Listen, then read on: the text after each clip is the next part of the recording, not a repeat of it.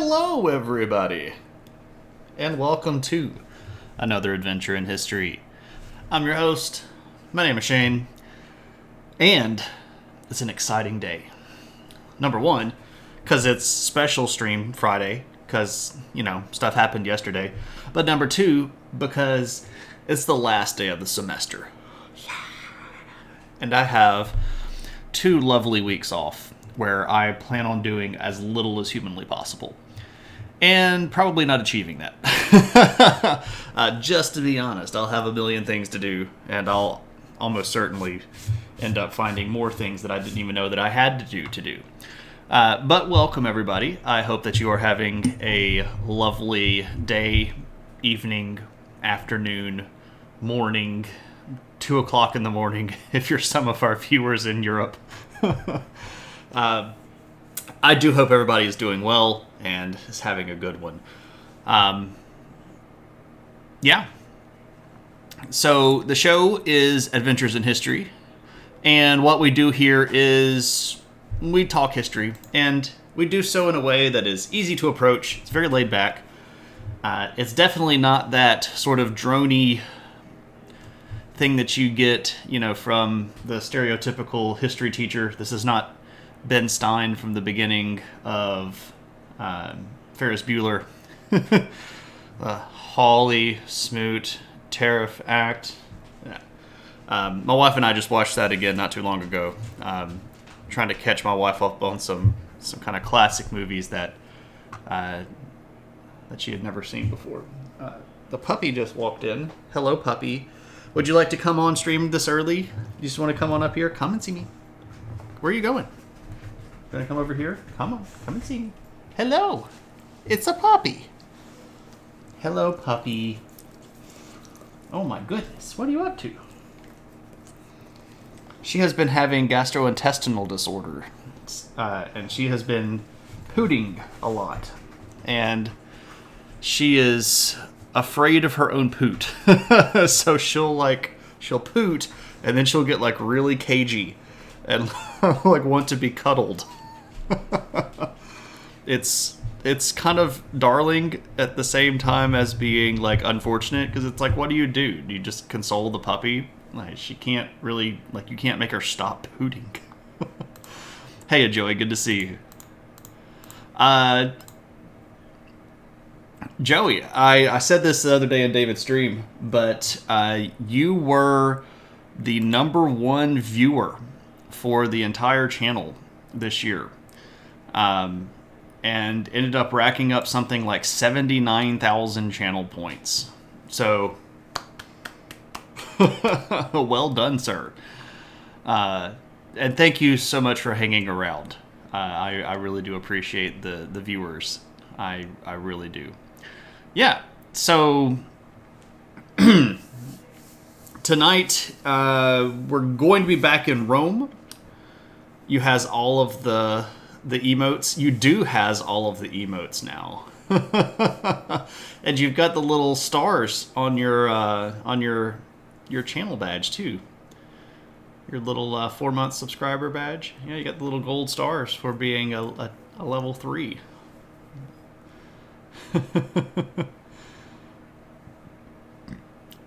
Anyway, so yeah, we're going to be back in Rome tonight, and I know that some people are like, Shane is all about some Rome, and it's true. I am. I'm very biased. Rome is where I did most of my work in both my undergrad and my graduate stuff in history.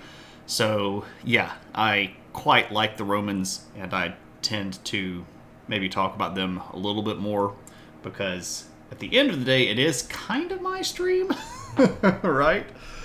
You've heard Rome wasn't real, though. Yeah, I know. There's a conspiracy theory going around out there that Rome wasn't actually real. It was created by the Spanish Inquisition, which is a hot mess. And I would encourage anybody to not give those particular conspiracy theories even hate clicks. Just don't. Even hate clicks help spread that stuff around, because it gives it more views and pushes it higher up in algorithms. So if you see stupid, just run away from it. Just like, no, I'm not clicking on you. Yeah. I've been to Rome. Multiple times. Even, I think I've been to Rome like 3 times, 4 times now. Anyway, there's a bug in here. Anyway, so let's talk about what we were going to talk about. So, where we stopped talking about Rome, politically speaking, we stopped with this guy named Constantine. And Constantine was a pretty important fellow who did a whole bunch of really big reforms and managed to sort of save Rome from the brink of collapse and kind of pull it back into legitimacy for a little while. And unfortunately for Rome itself, all of the good that Constantine did was sort of like putting a cancer into remission, right? You couldn't really heal all of the problems, but for a little while, things were going to be more or less okay.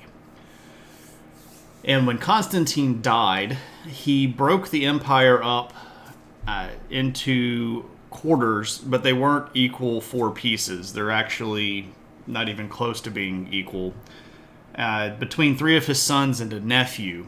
And as soon as he died, the eldest of the sons killed his cousin, and then there were just 3 of them left. And we won't go through all of the individual kind of like who killed who and who stabbed who in the back kind of stuff, because it gets a little confusing. All of them are named Constant something. So there's like Constans, and then there's Constantine, and then there's Constantius.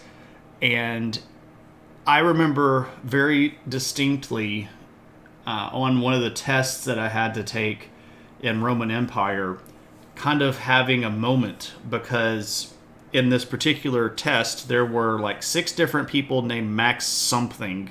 There's Maximinus, Maximian, Maxentius, and then another guy named Maximinus. Did I say Maximian? I can't even remember. See, there's like all these Maxes, and there's also all these Constans people, and it was just a nightmare. So to avoid PTSD, Constiphus.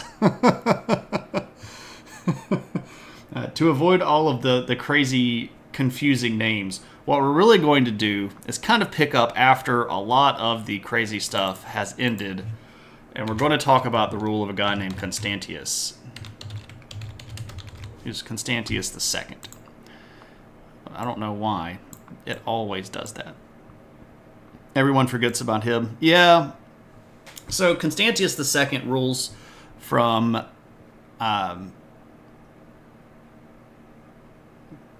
basically 337 to 361. Let me show you his picture.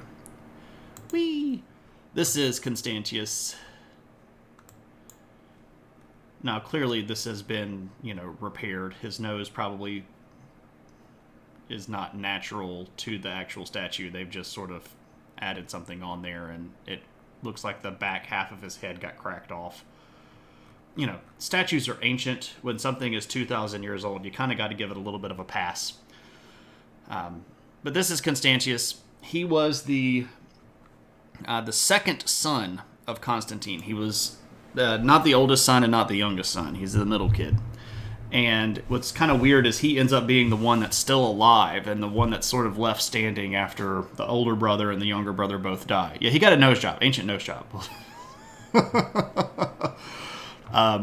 And he is going to really sort of be the guy that tries to hold it all together. There had been so much fighting. The brothers had fought amongst themselves. They had been fighting against barbarians. The barbarian invasions around this time are going to start increasing substantially, especially down here around this region, which is along the Danube River.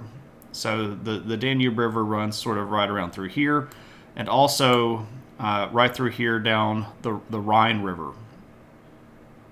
I think I've got a map of this. Hold on just a second. Yes. Let us look at the map. Bing. All right, so here's your Rhine River, and then here's your Danube River. And these rivers are going to be part of the natural boundaries of Rome, what are called the limes. But the barbarian tribes, you can see over here, there's this big region that at this particular period of time is called Sarmatia. And these Germania regions up here are going to start being fairly problematic. And the people from these areas are going to start trying to get into Rome. And the Sarmatians especially are going to begin pressing along the Danube frontier. And the German groups, especially a group called the Alemanni, are going to begin pressing up here around the Rhine and sort of southern Gaul. And in the middle of these big civil wars between the brothers, they're also going to have to pause every now and then to go over and fight the barbarians, because at the end of the day, you have to preserve some of the kingdom. Otherwise, even when you kill your brother, you're not going to have anything to rule, right? So, it's kind of like we hate each other, but we hate them worse than we hate us, right? So, there we go. So Constantius is going to try to hold things together, and he really doesn't have the most success in doing so. Are the Sarmatians related to the Scythians? That is a fair question. The answer is not really. Okay, so the Sarmatians occupy about the same geographic area that the Scythians did, which is sort of this northern Black Sea coastline. But if you'll remember, or for those of you that weren't here when we talked about this, there's a big migration of the Scythians down into Central Asia. And they actually managed to sort of hang out down around here. And the remaining Scythians that were up here either dispersed or were beaten up by some of the other migrant groups that came through, especially with... they both start with an S. And it's spelled Scythian. Spelled like that, too. Hey, Tropical, good to see you. Hope you're doing well. So most of the Scythians end up down in this region. There's a region down here called Sakistan. And there were, for a little while during the 200s and very early 300s, some kingdoms down here that were referred to as the Indo-Scythian kingdoms. So that's where a lot of the Scythians ended up. And some of them ended up kind of merging into this other big group called the Yuezhi that we mentioned, coming out of the northern reaches of China, which were sort of the founders of the big Kushan Empire that we discussed, that sat kind of right in here for most of the 2nd and 3rd century, big Kushan Empire. So the Scythians had sort of vacated the region. The Sarmatians are a little bit more, if you look at them ethnically speaking, they're a little bit more closely related to people that would have been kind of Slavic, almost, the people that came from the sort of northern and eastern reaches of Europe or Eurasia, sort of this region up in here. That's a good question, though. Good geographic comparisons. Okay, so Constantius is trying to hold things together, and he's just not really doing that well. He doesn't have a lot of success, and he ends up trying to do whatever he can to address the issues. And the issues that he was facing are the ones that had been kind of plaguing Rome going all the way back to the middle of the 3rd century, where they had this big thing called the crisis of the 3rd century. And that is, it's just too big. It's too hard to rule. There are too many geographic boundaries for one person to really effectively control this whole area. And let's not forget, while Constantius is up here running around in the northern Balkans and in what is today France, Persia's still over here too. And Persia is a much more concerted and very serious threat to the Romans. So somebody needs to kind of watch the back door over here. And for a little while, the brothers had kind of balanced all of this stuff out, but after they all end up killing each other, Constantius has to kind of reach out to the last remaining family member. And the guy that he picks is this dude named Julian. And Julian is not a son of Constantine. He would have been kind of Constantine's great nephew. So this was one of Constantius's nephews. And he was an odd kid who had not really a lot of experience, and he was fairly young. But the thing is, Constantius had to have somebody, right? You've got to have somebody that can at least try to hold the line. And what's going to happen is that Constantius is going to leave Julian in charge, basically over here along the Rhine and Danube frontier, and it says, all right, dude, you got to hang out here and you got to hold this stuff down. I'm going to go over here and try to make sure that Persia doesn't invade. And Constantius is going to work out some arrangements with Persia to try to keep them from invading, but it's not really a good or equitable situation. Persia realizes that they were in a position of strength against the Romans at this time. The guy that was ruling in Persia is this dude named Shapur II, who was one of the most powerful Persian kings ever in the Sassanid line. Rome's in a pretty bad spot. And while Julian is over here, he actually does manage to get some victories under his belt. He beats up the Alemanni. He has a couple of victories against some other groups called the Quadi. And things are looking okay. And Julian decides that he doesn't really want to just be the Caesar, right? So if you'll remember, Rome had created this sort of two-level imperial system where you had the head emperor, who was the titled Augustus, and then you had the sort of junior or vice emperor that had the title of Caesar. And, well, Julian doesn't want to be Caesar. He decides he's going to be co-Augustus. And so he declares himself emperor, and Constantius is like, oh gosh. Because then Julian basically can do whatever he wants to. He doesn't have to follow Constantius's ideas. And Julian decides, I'm not going to just sit on our laurels, and the deal that Constantius made is horrible, so I'm going to go invade Persia. This was a really dumb idea. Just tactically stupid. Rome was in a bad spot. They didn't have the soldiers or the money that they needed to just be like willy-nilly invading their largest enemy, but Julian had this thing going. And Constantius, who at that time was not really old, he was only in his late 40s, early 50s, had kind of had enough. And he ends up dying before he can sort of put Julian back in his place. And what that means is Julian becomes the sole emperor. And let me show you Julian. Boom. Here we go. This is Julian. Yeah. Hey, Batbird. Good to see you.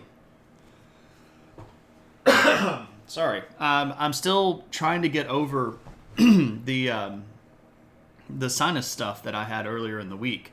It has moved to that phase where my nose is sort of breaking up, but it's running into my throat and my stomach, which I know is like super crazy.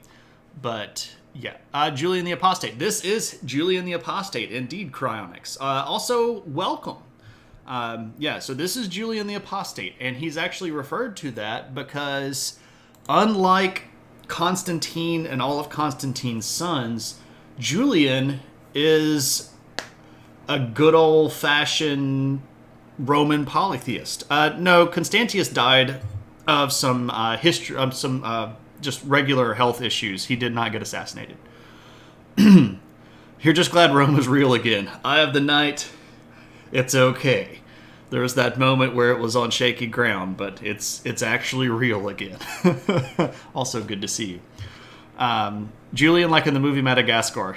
No, well, I don't know. He was Emperor Julian, not King Julian. And he does have a cool thing on his headband. It's not a gecko, but it is a pretty neat little headband. I've got a lizard. I've got a gecko. I haven't seen that movie in forever. By the way, this is a Roman soldier like beating up on a barbarian. Like, look at me, I will kill you. I'm glad it wasn't a traveling circus either. Yeah, for real. So Julian is emperor. Constantius renamed himself Istanbulius. Oh, good gracious. No, but it's a fair cop, right? So Julian was a polytheist and tried to revive polytheism, and this did not go over very well. A lot of the people in the military had very firmly embraced Christianity. A lot of the early Christian support was within the Roman military anyway. So when here, Julian, by the way, rules from 361 to 363, and you can tell that just by that some weird stuff goes down because he's very young. But he was not very well liked, and there's a really funny story. He's marching his way through what is today Turkey, on his way to Antioch, the big city right here, where he plans on sort of hanging over in the winter before he invades Persia. And he gets to this city. Friends. Romans! Countrymen, lend me your ears. I come to berry season. Not to praise him. Hey, Uncle Bill. Good to see you. Oh, Uncle Bill, check this out. I made... Friends. Everybody doing the hosting. Romans. Oh, puppy. Countrymen, lend me your ears. I come to berry season, not to praise him. Uncle Bill, I made a command. Looky. Boom! So for those of you that don't know, I was inducted into a group of educational streamers called the Knowledge Fellowship, and I finally got around to being a good member and making myself a command and putting the little panel on my Twitch page. So if you click there, you can see some more information about the Knowledge Fellowship. Uncle Bill sort of instrumental in helping all of that stuff happen for me, and it is much appreciated. Julian is making his way through not Istanbul. Gosh, now I'm saying it. The Illuminati? No, not the Illuminati. Making his way through Turkey, and the story goes that he got to this one city, and this was formerly a pretty big city that had a lot of big temples in it. And he stood at the gates of the city and he said, "Behold, I am come, and I am a liberator, and I bring with me the truth of the Roman gods." Romans. Emmy! Countrymen, lend me your ears. I come to berry season, not to praise him. Hey, Emmy, good to see you. And thank you for the host. And Joey, thank you for the host, too. The website isn't really useful. That is, it's got a link to the Discord. There we go. The Google Doc is more helpful. Ooh, Uncle Bill, could you, maybe on Discord, shoot me a link to the Google Doc? Because I'd happily link that if that's a better resource. And if you put it in here in the chat, I'll copy and paste it somewhere and then completely forget what it is. Thank you, though. We got lots of good friends in the chat tonight, so let's do the shout-outs while we're at it. Kind of at a pause part here. We've got Color by Emmy. Emmy is a great artist that streams various different types of art. Always an interesting thing to watch, especially if you like any sort of digital animation stuff. One of the only people that I know that I follow that does digital animation made the cute little adventure shade down there in the corner that is still one of my favorite things ever. Go follow Emmy. We've got David Peterson is an art streamer, does traditional and digital art. You should totally go check out David. Really good friend. You'll almost always find me hanging out in his chat. I don't know if that means that you might avoid it if I'm there. You might have enough of me here. If that's the case, forget I said that. We've got I Am Batbird, who does digital art, traditional art, and also plays games sometimes. You might do a bonus stream tonight. Ooh, bonus stream. I feel like I'm missing somebody. Who else? Am I missing anybody? Tropical Geek, do you stream? I feel like you might, and I can't remember if you do. I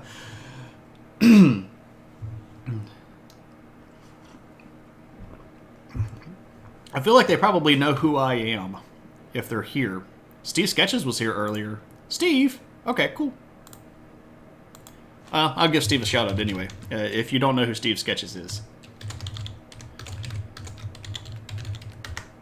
Steve is a great streamer. Good guy, does art stuff. Very willing to help people, especially people that are trying to get into the art world. He's got a lot of good teaching techniques and can give you some really direct critique. You should go follow Steve if you're not already doing so. Okay, so Julian gets to this city and says, "Look, I am here. I am here to restore the gods. And everybody that is happy about me being back here to restore the gods, come on out and we'll do a sacrifice. And it'll be great. Everybody will be happy again." And the story goes that only one old woman came out with a chicken.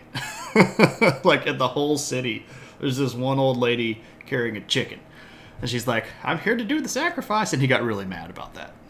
Because he was sort of hoping that this was going to be some big magnanimous event where everybody was like, "Oh, thank you, Julian." It didn't end up being that way at all.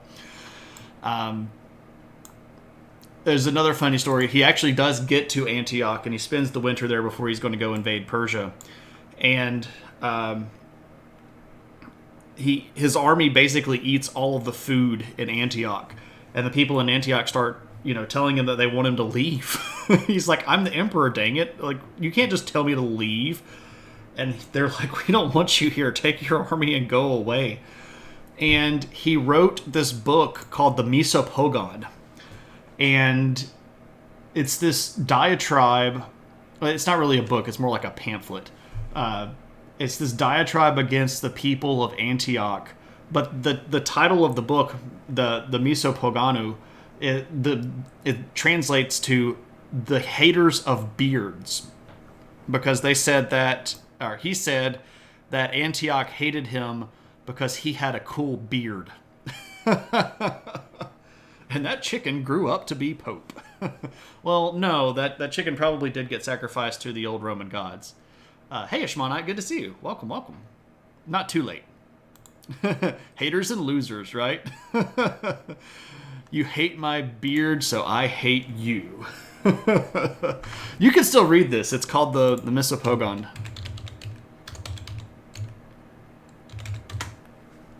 There you go. So go check that out if you want. All right. Anyway, so Julian decides we're going to go invade Persia. This is a horrible idea. He attacks Persia, and in a way, it was such a bad idea. Persia never understood that they were going to get invaded, because he actually does really, really well at the beginning. He attacks sort of in a northward and southernward attack. So he's got some ships that are sailing up the Euphrates River to kind of resupply him, and he's moving his troops down into Mesopotamia to attack at this big city called Ctesiphon, which is one of the capitals. And he does really well, because the Persians were like, "There's no way Rome would ever invade us right now." So they were sort of behind the 8 ball, getting prepared. But when they finally did get prepared, it went real bad for the Romans. And Julian kept just saying, like, no, we're not losing. There's no way we're losing. And then, thank you, Uncle Bill. And then there's this really kind of tragic story, I guess, if you look at it in a certain way. Julian went out to try to rally the troops and got into the mix of the battle himself. So, like, he's actually out fighting with the troops. And then he gets a spear thrown into his back and dies. So think about this, and then you can kind of figure out what actually happened here. He's fighting. The bad guys are this way. He's fighting this way. And then he gets a spear into the back. Yes, he got assassinated. Julian was not well liked anyway. The military particularly did not care for him very much. And it just so happens that somebody saw an opportunity, like, we could get rid of this guy. The problem is that left the Roman army well behind enemy lines. And they had to pick somebody new to take over. And they choose one of their generals, this guy named Jovian, and they say, all right, you're now emperor. And he's like, I don't want to be emperor. The doc is how we started before we even have a name, and we do want to progress beyond that, but we ain't there yet. Hey, that's all right. Little steps, right? You don't have to climb a mountain in one big leap. We're not all Supermen, right? So, Jovian gets picked, and Jovian's number one job, like, all right, you're emperor, first job, get us out of Persia. So the Roman army is running from the Persians, but they are not able to get all the way out of Persia before they get caught. And so Jovian is forced by Shapur II to sign this really horrible treaty that basically gives the Persians all of this. It's like all of this territory that had been Roman for quite some time, including all of Armenia. Jovian has to sign that over to the Persians. And Jovian, by the way, looks like this. Here's Jovian. Note, no beard. So maybe he really did hate the beard. Maybe he was a beard hater. Anyway, Jovian gets caught, has to sign over. He's got the anime eyes. Yeah, I like that. Has to sign over this big chunk of territory, and then decides, I'm going to try to be a really good emperor. He doesn't even make it. He makes it 7 months. He looks like he doesn't even want to be emperor. He really kind of didn't. Hey, Cave, good to see you, man. Everybody go follow Cave Geek Art, one of the more interesting streamers here on Twitch. Does art in a way that I've literally never seen anybody else do it. So go check out Cave Geek. You'll have a good time. If I'm not here or in David's stream or in Steve's stream, I'm probably in Cave stream or Emmy stream or Batburst stream. I'm on Twitch a lot. I probably should cut back, but you know, if by interesting you mean boring, yeah, whatever. Self-deprecation is not your strong suit. So, Julian, he gets back to Antioch, and he's like, okay, I'm going to be emperor. I'm going to be emperor. And they're like, okay, cool, we picked you to be emperor. And he's like, so I'm going to do all of these things that I wanted to do the way that I want to do them. And they're like, okay, yeah, that's kind of what emperors do. Do you not get that you can do that? And he's like, okay, cool. Yeah. So now I'm going to make everybody mad. And he starts pushing out all of these edicts that just really hack everybody off. Did he make the calendar when he was in Antioch? The Jovian calendar? I'm not familiar with the Jovian calendar. Oh, are you talking about Julian? So the Julian calendar is actually named after Julius Caesar. So Julian was the emperor before Jovian. Julian was the guy that got speared in the back. But the Julian calendar was created by Julius Caesar back before he died. And one of the things that he did that for was to fix the Roman calendar structure, which had been in really, really bad shape. And at one point, they had to add like a month to the year because they had screwed up the dates so badly. So he kind of just went in and like, I'm going to fix all of it. And we're going to put it on solar system and not lunar system. And we're not going to have to worry about adjusting the calendar as much. And things are going to be grand. So this named after Julius Caesar from the 1st century BC. Yeah. No, you heard it right. It's just Julian, the name, is not the same as Julian calendar. So, and that is a very fair association, right? Okay, so Jovian starts ticking everybody off. Oh, you were teasing. Okay, so I just totally missed the joke and was just stuck in teacher mode, which happens. Because sometimes I'm just like, oh, that was a question, and I don't have context or vocal clues. Like, hey, is that the guy that made the Julian calendar? You know, no, don't go back to your corner. You're fine. All is well. My microphone's really hot right now. Let me see if I can cut the gain down a little bit. Ooh, sorry about that. I just noticed that my microphone like straight red pegged out when I laughed there. I like laughing, so I don't want to, you self-deprecate all the time. Yeah, no, and you shouldn't do that.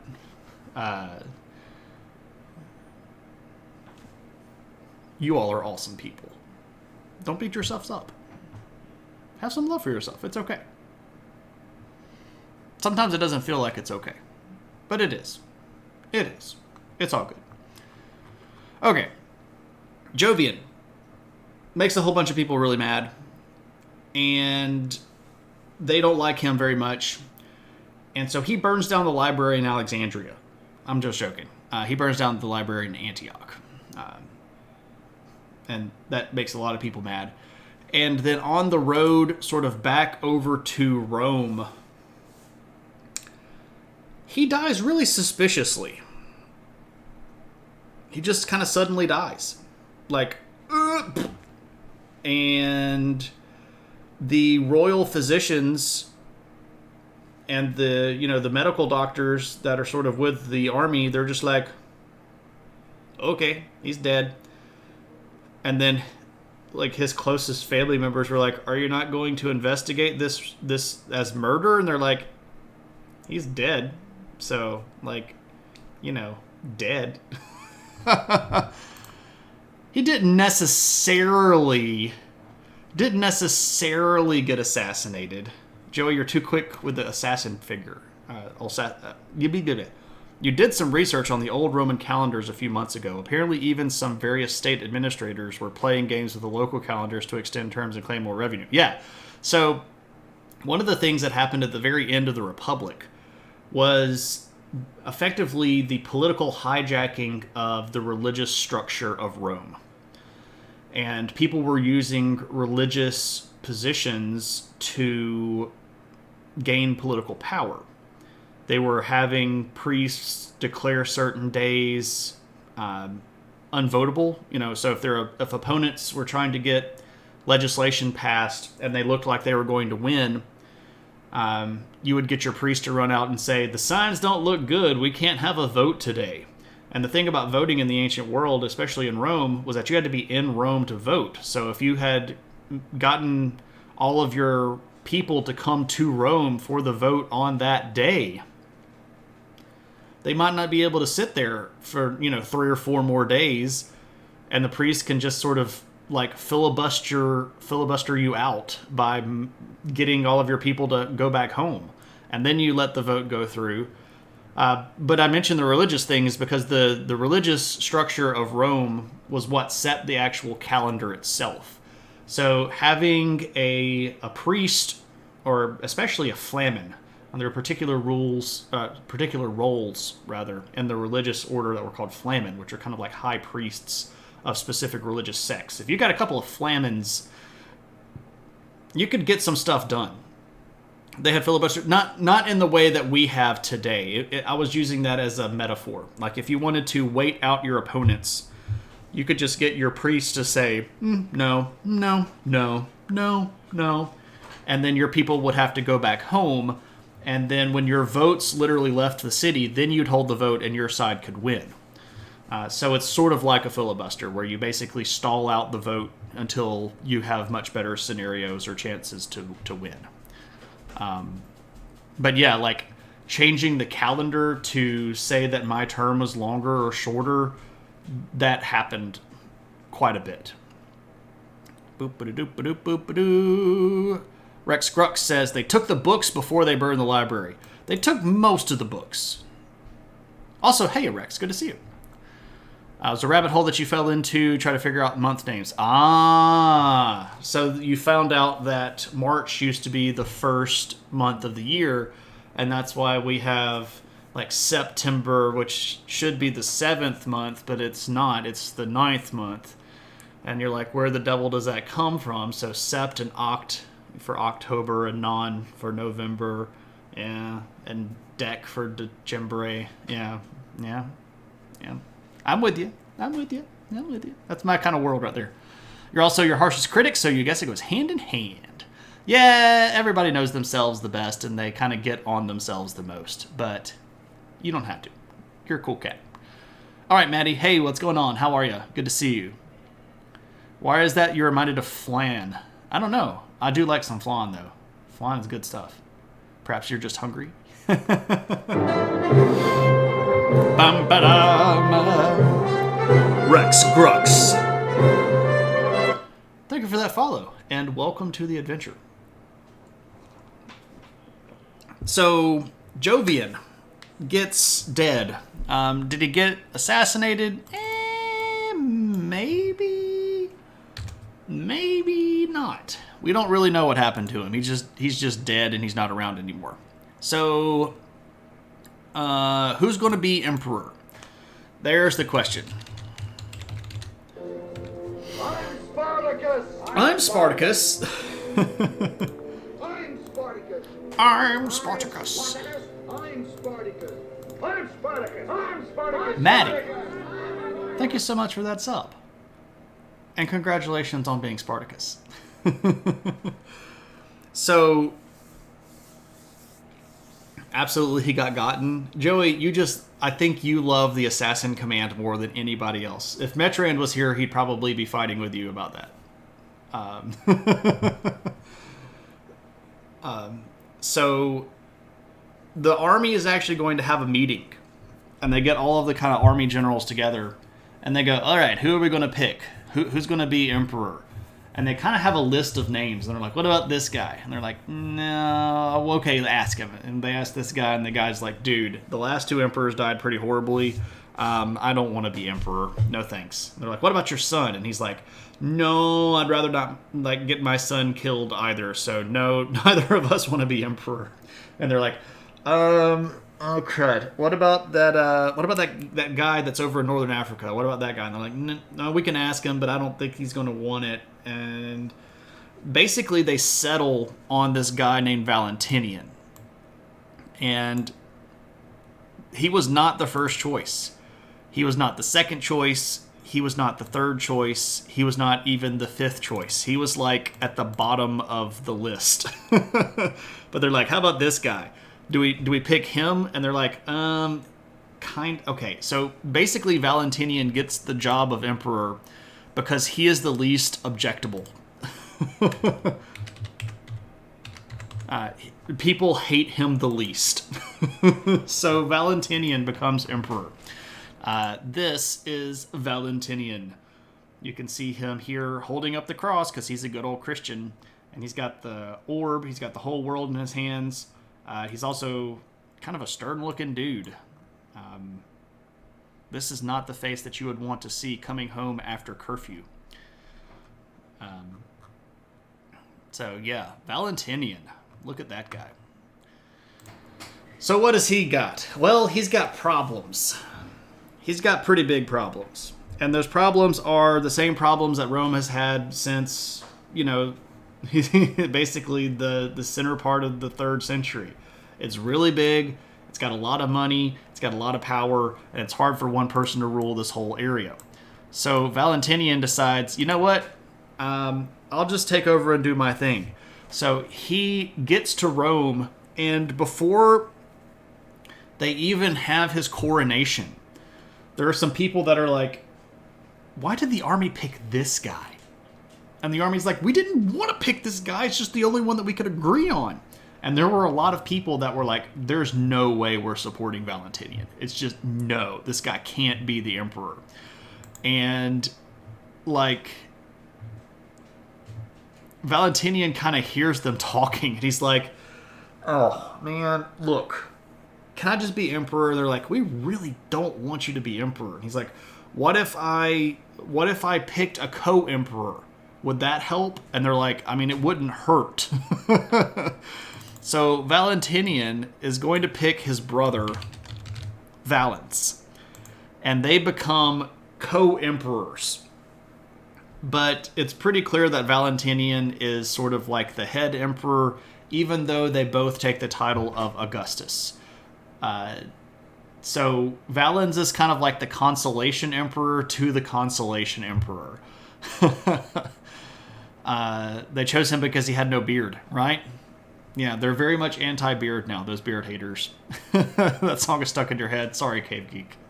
Least hated isn't really the worst credential in the world when you come down to it. Yeah, it's not the worst way to go through life. If I were the least hated person on earth, I think that'd actually be a pretty cool thing.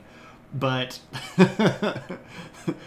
maybe least objectionable. I don't even know how to say this. Of the people that they decided might be worthy of being emperor, he was the one that the most of them agreed on without having really big, strong holdouts. But he was not their first choice. Basically, they ranked choice voted for this guy, and he had 0 first place votes. All right, he's not everybody's favorite cup of tea. This is one of my favorite cups of tea. Anyway, so Valentinian takes over.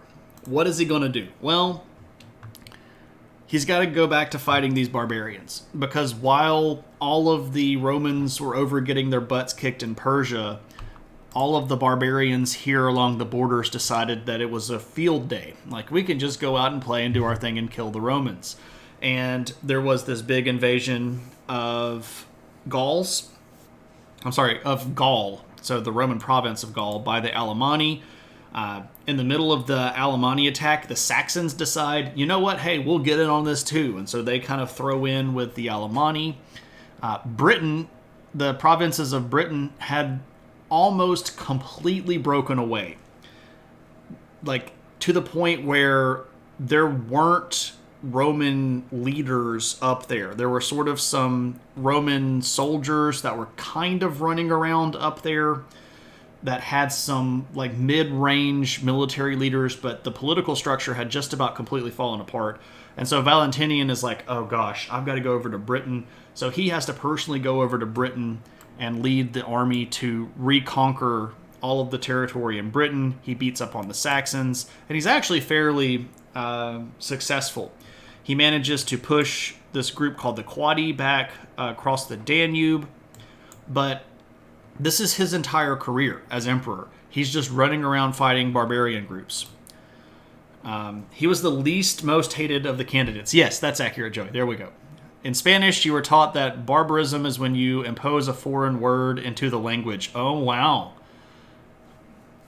That's actually a pretty interesting cultural story right there, Tropical. I agree with let me be careful how I say this.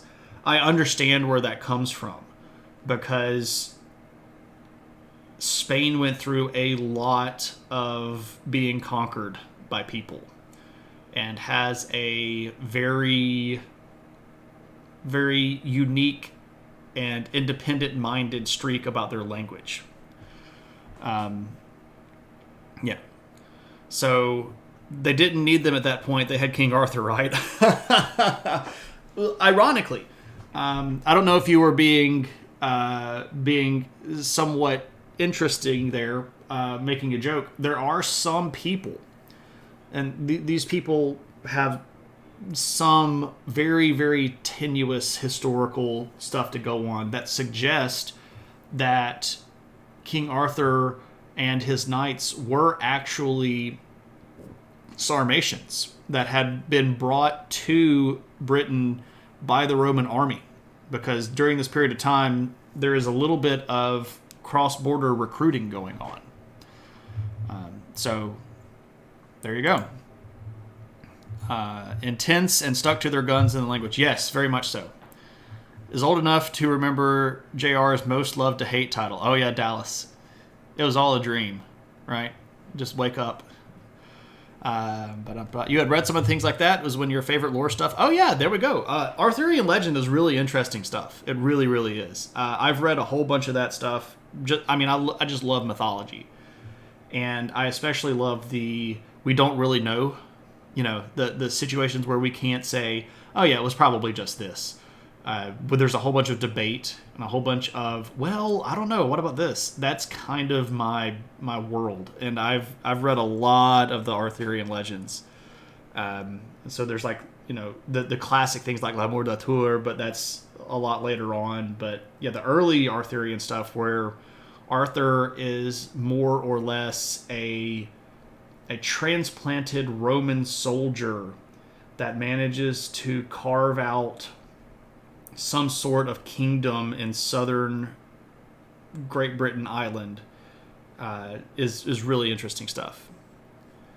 Oh, you just finished reading the Arthur books by Lawhead. Neat. I have not read all of those.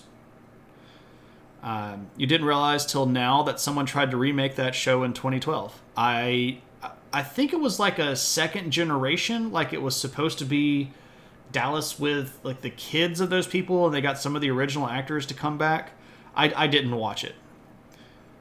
You think one of those movies used that as a premise? I feel like that's the case, and I also feel like I watched that movie in theaters, and I can't remember what it's called, and I remember laughing in it because it was so historically inaccurate. I can't remember which movie it is, though. But yeah, I think I know there is a movie. I just can't remember which. It's just called Arthur. Maybe so. But like they had a guy that was pretty clearly supposed to be a Muslim, and this is hundreds of years before Islam was even created. You prefer the Monty Python version? Yeah. Exactly. That version is one of my favorites as well, Tuna. Also, hey, Tuna, how are you? Jim Henson's Dallas Babies. Dallas Babies will make your dreams come true. I watched Muppet Babies. I'm not that wrong. It was called King Arthur. It's a fun little movie. Just don't watch it expecting historical accuracy. With costuming or anything. The weapons were completely historically inaccurate. The armor was way off time. Anyway, they should have been wearing the Lorica segmentata, and they were wearing like plate armor, and it was just a mess. It was just a giant mess. I'm a history major, and I nitpick things, and sometimes it's hard for me to separate the stuff that I have in my brain from just having fun. So maybe you'll enjoy it a lot more than I did. Anyway, so Valentinian spends his whole 11-year reign running back and forth along the border here, just trying to beat up various barbarians.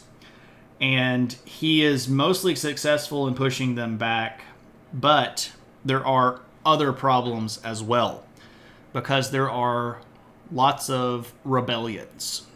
There is a really big rebellion down here in northern Africa, where one of the northern African, especially this region right around it here, which you can see is pretty green. In the ancient world, this would have been much more green. The Sahara has expanded quite a bit. Basically, everything north of this mountain range that you can see right here would have been very fertile land.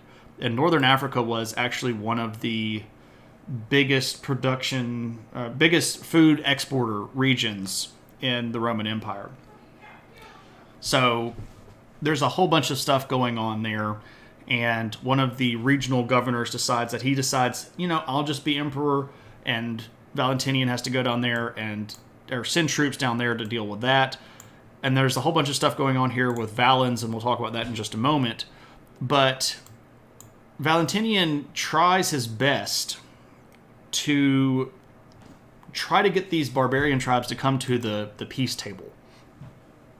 You never watch any sort of movie expecting accuracy? Yeah, that's probably fair. You get that way about Navy stuff, and your wife hates it.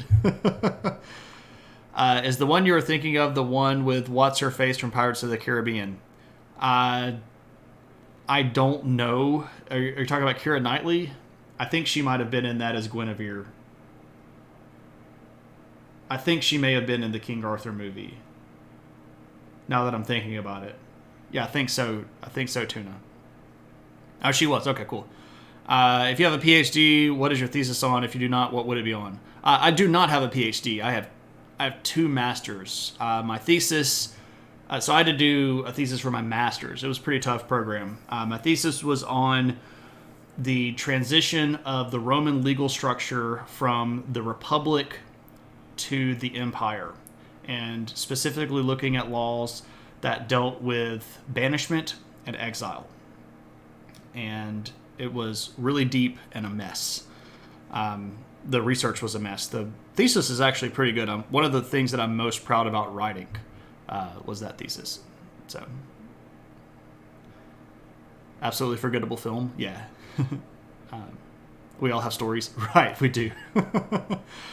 So, Valentinian is running around trying to push all of these stuff, beat all these people up, and he manages to kind of stabilize the border. And he has to do this through wasting a lot of people's lives and a lot of money, and Rome in the West is not really looking very good. But he manages to kind of get a breath, and he makes some treaties with a couple of these barbarian groups, and one of these groups, called the Quadi, was being particularly stingy and weird about the way that they signed on to this treaty. And Valentinian is actually going to summon the leaders of the Quadi to a meeting, because there's some debate about who started what battle and what, like, oh no, you attacked us first, and like, we didn't attack you, you attacked us, and like, this was clearly a breach of the treaty. No, you broke the treaty here. So there's this big debate about who is actually at fault here. And so Valentinian's like, come and talk to me. And while the Quadi envoys are discussing this situation, and this is in the ancient sources, you can read this stuff, Valentinian got so angry, he started yelling at them, and they refused to admit that Valentinian was right. And Valentinian yelled at them so much that he had a stroke and died. Like, he got so mad at these people for basically what he would consider lying that he literally just stroked out and died in the middle of this discussion. That's getting mad at somebody. You're curious about what you would go into further. He didn't self-assassinate. You can't self-assassinate. That's just called suicide. Hey, Snowlock, good to see you. You heard a default dance on the Roman Empire. Don't dance on it yet. We're killing it now. It will die in the next phase. So the mortal wound will be struck during this period, and it'll hang around for 76 more years in the West, and before it dies next time around. You can dance while Rome dies, not on Rome's dead body. So. You feel the position of emperor is a commission salary contract with no benefits. It has a fine point of saying no benefits. Yeah, exactly, Techman. Also, hey, Techman, good to see you. You've been reading a bunch of Conan stories lately, so you're sure that he was going to kill all the leaders of the barbarians? Yeah, that doesn't really work that way in the ancient world. You can dance if you want to. You can stroke out and die on the floor. If I had to continue my education in the field of history, I really don't know. I would really like to. I've got so many interests. That's the problem. I'm just interested in so many things. It'd be really, really hard for me to pick one thing. I could give you a list of stuff. I'd really like to do some research on the ancient Bronze Age Empire of Mitanni. I feel like it sat basically right around here for about 450 years and was one of the biggest empires on Earth, and nobody studies it. I would really like to go do some field work in that area because the capital city of Mitanni, this place called Washukani, has never been discovered, and I think I know where it is, more or less, but you would have to get funding and archaeological dig teams to go dig it up, and it's probably not the safest place to be right now because it's on the border between Turkey and Syria. That would be one thing. I would really like to study more about Central Asia, especially the region right around in here during the period of the Kushan Empire. I'd really like to study Japan more. Native Americans around the time of the Woodlands period when they're building big mounds over here in the North American territory.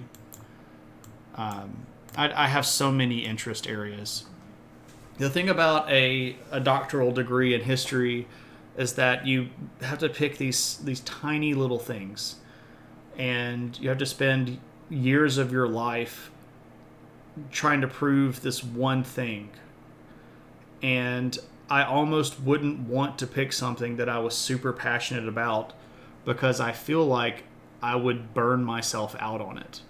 Because the whole study that I did for my master's stuff in history was based off of this idea that I had that I was really passionate about.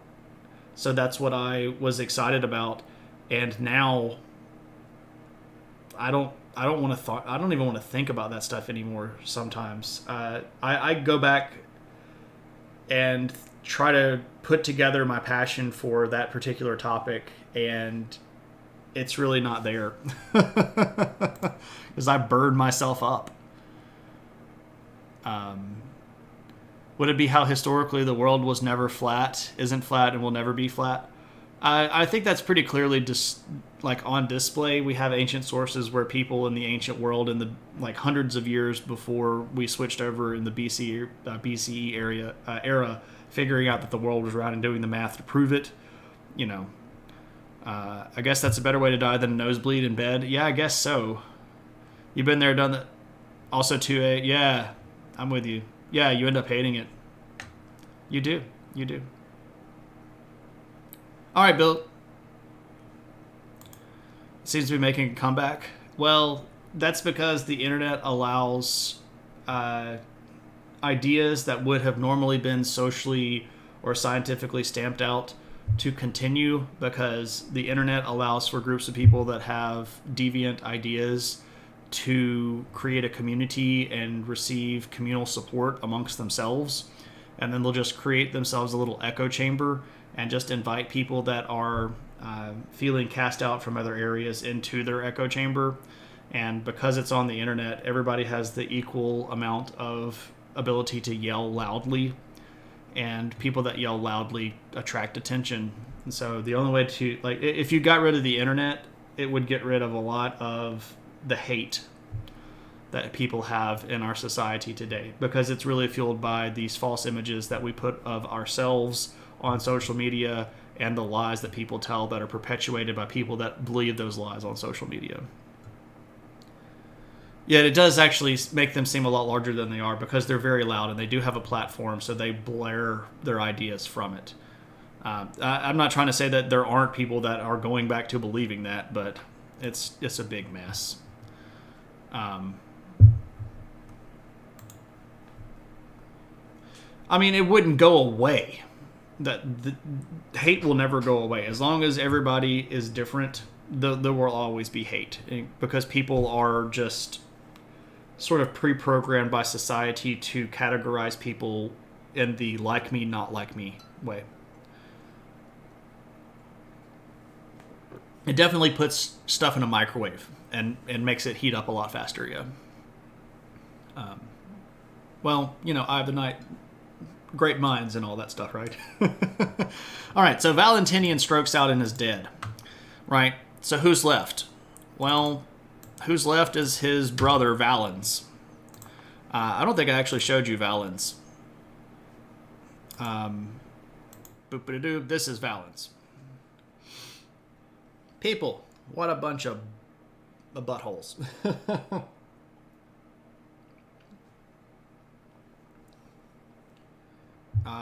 You think there are a lot of them? Almost half of the population have less than 100 IQ, and 100 isn't even that smart. I mean, okay, so I have very mixed opinions about IQ and what it can't actually be used for.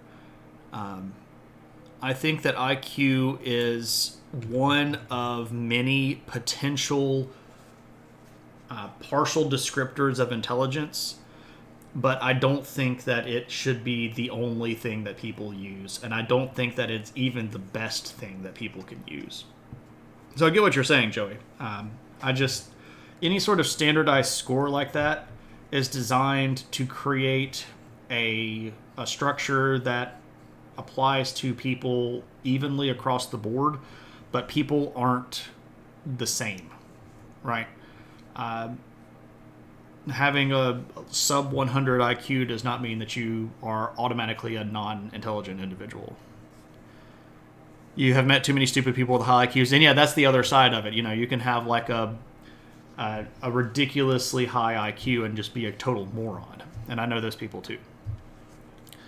IQ is biased. You took that test once. It asked me who Louis Armstrong is, and I said the first man on the moon. Only Armstrong that you... Yeah, so it's not... It is not a unified measuring metric. You know that guy, Louis Armstrong? The jazz guy? Really? IQ tests are vastly different, therefore subjective. Yeah, there's some of that too. Lots of smart people with blinders and bias. Yeah. I think we're all on the same page here. I think we could probably talk around this a lot more and all come to the same conclusion that we're kind of in the same basket. But no, the high IQ guy. Oh, the high IQ moron. Okay, I know lots of those people. Unfortunately. Anyway, so again, this is Valens. When Valentinian dies, Valens sort of has to be the big boy britches. But here's what's going on with Valens. So let's remember that Valens and Valentinian were ruling at the same time.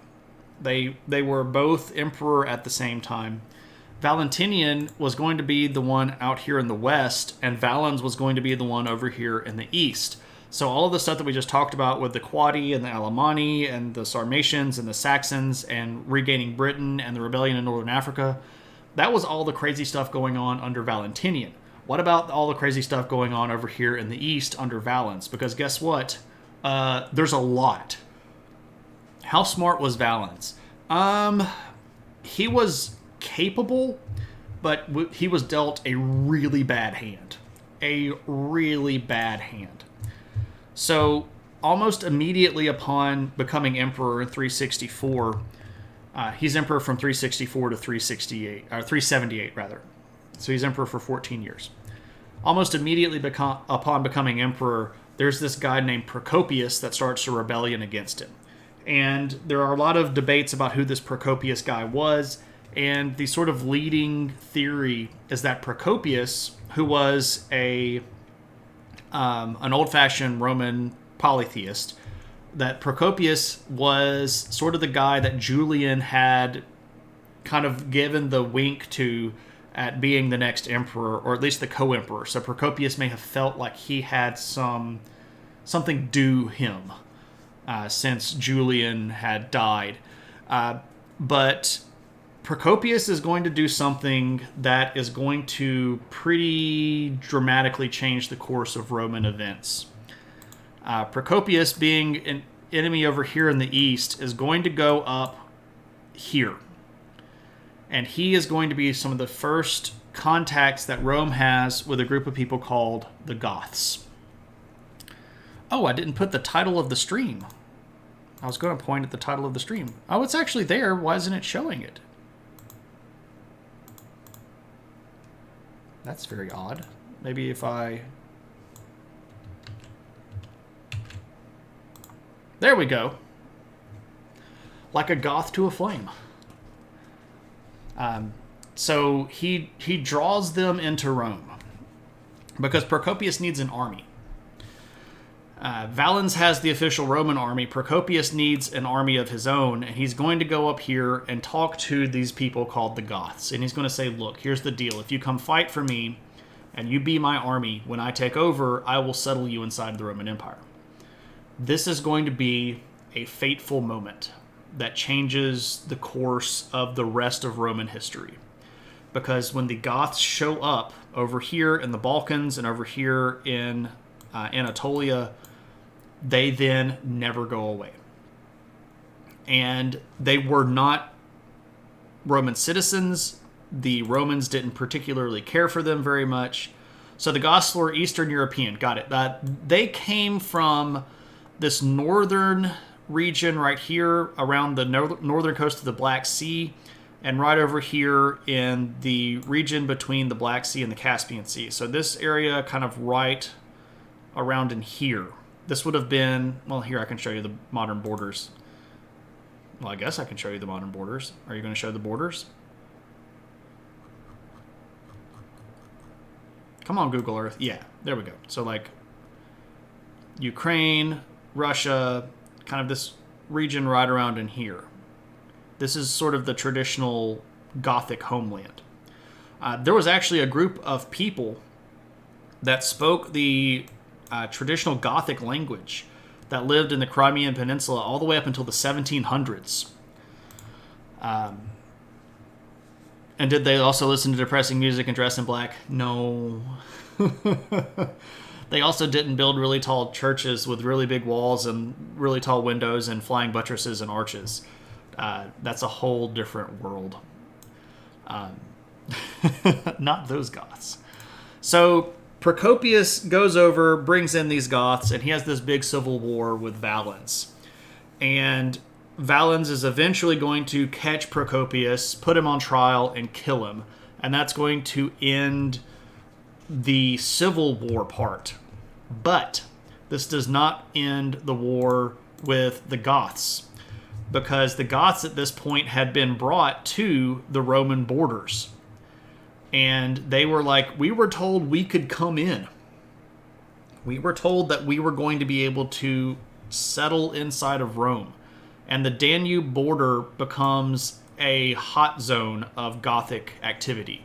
And from 367 to 369, Valens is forced to fight against the Goths in this thing called the Gothic War, the First Gothic War.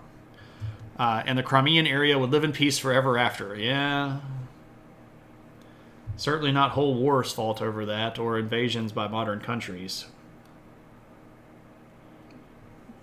Yeah, he was put on trial and executed. He was not assassinated. So, this Gothic War is a mess, because Valens does have an army, and they are big, but the problem is they don't want to necessarily move to the far side of the Danube. The Danube is a really big river, especially right over around here when it's in the Balkan Peninsula. It's very, very broad, it's very deep, and it's not easy to move your army back and forth across it. And Valens doesn't want to necessarily commit to moving his entire army across the river to chase around these Gothic people. But he decides that it's probably worth the risk. So he brings the Roman army across the Danube. They fight several battles with the Goths, and they make a big sign of being very, very scary. So the Goths actually kind of retreat up into the northern part of the Balkan Peninsula. And at that point, Valens has to stop and run back to the other border, because as soon as he brings the army up here, Persia is like, hey, don't forget that Persia hates you too, and they start making rumblings about invading over here. So Valens has to run back over here and fight with Persia. And there are Persian border skirmishes from 373 to 375 before Valens basically has to sign a treaty with the Persians, kind of reestablishing the fact that Rome is going to give up a lot of this territory. So not good treaties. And then, while they're over here, guess who comes back in the Balkans? If you guess the Goths, you're correct. The Goths are going to re-invade. This is the Second Gothic War from 376 to 378. And the Goths at this point are being led by a guy named Fritigern. Hey, Moose, good to see you. You guessed the emos. Yeah, the Goths and the emos and the shoegazers, right? So Fritigern at this point is the leader of a group called the Thervingian Goths. And he had a really interesting... the cure. He had this really interesting idea here. The Goths were being pushed south out of this region here by another group. And I'll say this group here, and it's the first time that you'll hear about them, but it won't be the last time you hear about them. Well, actually, we mentioned them already, so this won't be too terribly new. The Goths were being pushed by a group called the Huns. That's right. The Huns had spread out of Central Asia. They had already invaded the Persian Empire, and they had moved over this way. Well, that's where the Goths had run up after Valens had pushed them north. So here come the Huns again, and the Goths are being pushed south.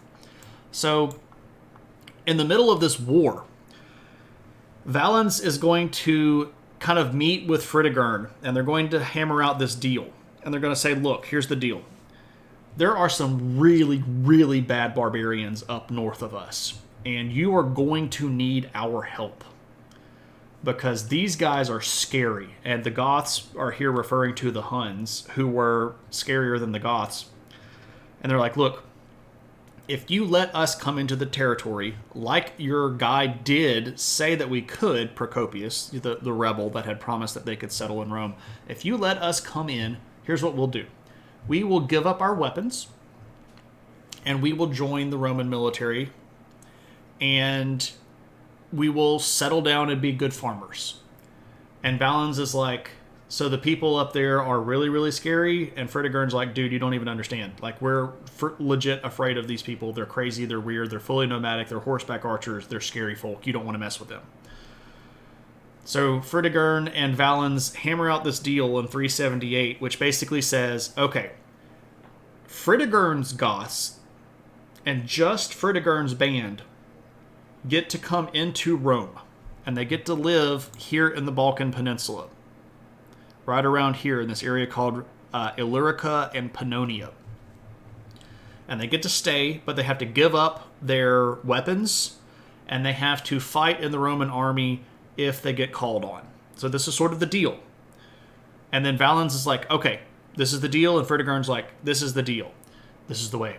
And so Fritigern does his thing, and Valens goes back over to try to handle what's going on over here in the east. They fought the big birds, the emus. Did they lose like the Australians did? The Hans are horrible. Do I know the Hans? Baltimore Han Fest? I don't even know what that is.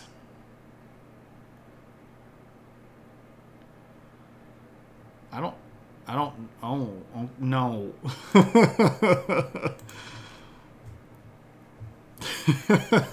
Appreciated, but odd. I mean, we have a Possum Queen contest down here in Mississippi, so I can't say anything about anybody else. Here's the deal. Valens goes back over here to try to handle the Persians, and he's not watching what's going on in the Balkans. And this is a big, big mess, because here's what happens. When Fritigern's Goths start moving into the Roman Empire, they're supposed to give up their weapons. But Fritigern is supposed to sort of make these check-ins with the Roman regional governors, and what he ends up doing is bribing the Roman regional governors to let the Goths keep their weapons. So a Gothic army of somewhere between 15 and 20,000 soldiers is coming armed into the Roman Empire. And also, when his Goths, the Thervingian Goths, decide that, they're going to come in, all of the other barbarian tribes in the area go, oh, it's free, we can go into Rome, and they basically just kind of pile in after Fritigern. And the Romans, at that point, did not have the army over here. They had the border patrols, the limitati, the soldiers that sort of rode up and down the border, making sure that nobody was invading. So here come all of these barbarians in. We have a Possum Queen. Hey, Bubba, good to see you. Dude totally sounds like somebody introduced by the Swedish Chef. Fritigern!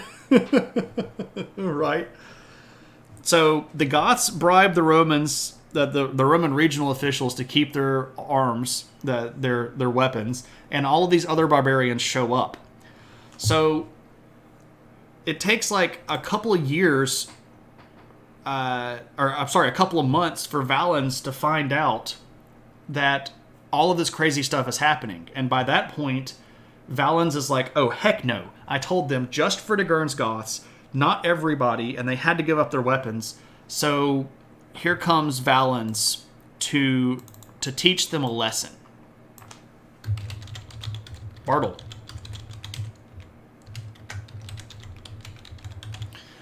And they have this big battle. It's called the Battle of Adrianople, and it's in 378. The Roman army meets the Gothic army, or the combined barbarian army, headed mostly by the Goths.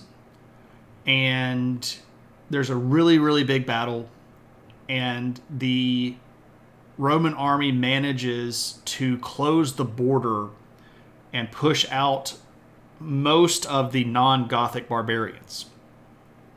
But here's the big bad thing that happens.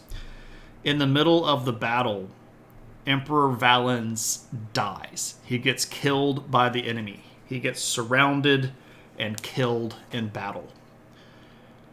This is a big, big deal. It's a big deal.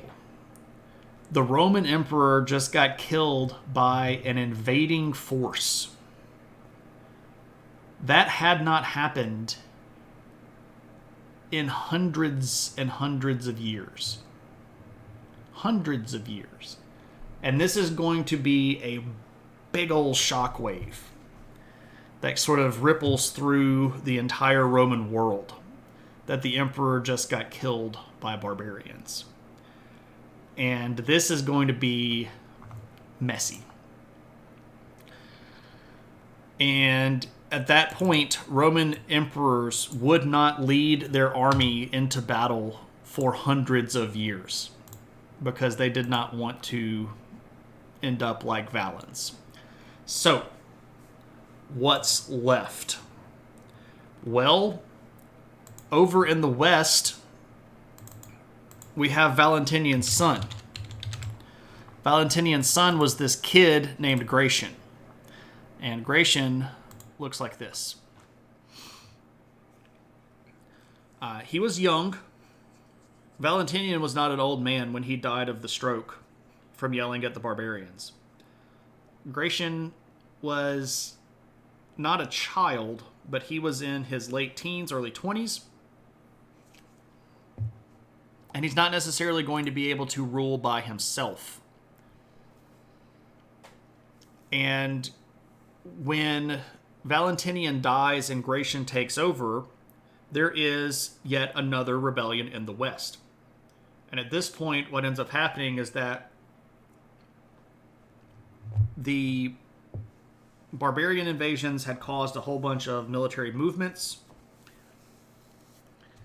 There was a claimant to the throne, a rival claimant to the throne, so Gratian had to sort of lead out the army. Was trying to lead the army.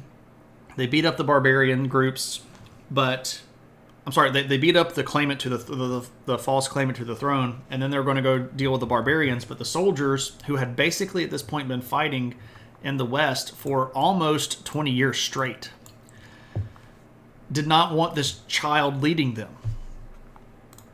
And so, while they're going out to fight against this rebellion, the army literally just abandons Gratian. He only rules for about 2.5 years. He rules from 375 to 378. He gets abandoned by the army, and is basically just him and a couple of bodyguards. And at that point, the rebels hunt him down and kill him.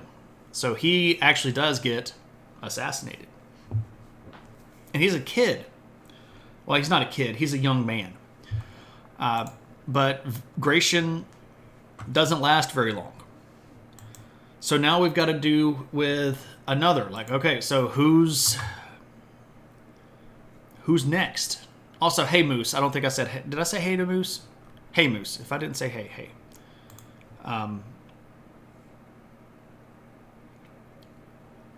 So, Gratian's dead. Who's going to be the next emperor? Well, there's the great question. And the next emperor is going to be a guy named Valentinian II.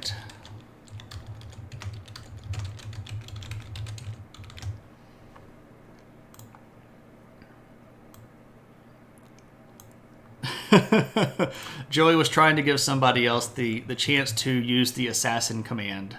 By the way, in stream, if somebody gets assassinated, you can type !assassin, and it will add a note or a counter to our running total of assassinations. And since we've started it, we've had 23 people that have been assassinated. So and anybody can do this. Joey is not the official assassination record keeper. Anybody can do this. And don't feel bad about trying to put it in multiple times, because there's a cooldown, so it'll only count the first one, and then it'll cool down for like 30 seconds. So you won't have to worry about like triggering it 7 or 8 times in a row. All right, so Valentinian II. He actually is a child. He, at the time that he became emperor, was 12. This is Gratian's son, so Valentinian I's grandson. He takes over at 12. It's dead, Jim. But he is not really in any position of power. The guy that is actually the only person left with any power is the guy running the East, a guy named Theodosius. And we talked about him a couple of times, but here he is again. This is Theodosius. After Adrianople in the East, when Valens died, Theodosius was the general that was sort of basically leading the army, and the troops hailed him emperor. Theodosius was a seasoned professional. He had a lot of experience, and he was ruling over in the East as emperor of basically the eastern half of the empire. And Valentinian II, who was a 12-year-old child, was over here with his generals trying to run things in the West. And just to be honest, Valentinian II never really ran anything. His generals had to make all of the decisions, and Theodosius I had to consistently keep marching into the West to save Valentinian's hide. Especially here along the borders, the Rhine border and the Danube border, you had these barbarians coming in. And let's remember that now at this point, there are about 1 million Goths that are not Romans and not Roman citizens that are living here in Rome, like in the Roman territory. And they just killed the emperor. So things are not looking so great. Theodosius does not like having to constantly have to march over here, because he's got to run through basically all these Gothic territories, and if these Goths decide to get rowdy, he's got to march right past them to go over here to try to save people in the West. So Theodosius ends up coming up with this kind of balancing act, and he's like, look, this kid is clearly not going to be able to handle this stuff. Like, he's just not going to be able to. And now 30-year-olds can't deal with their own lives, and this 12-year-old is leading troops. He's not doing so on his own volition. He is a figurehead. He was not making the decisions. He was not actively leading. He was showing up when he was asked to show up. He was not running the country at 12. What ends up happening is that Theodosius sends over one of his generals.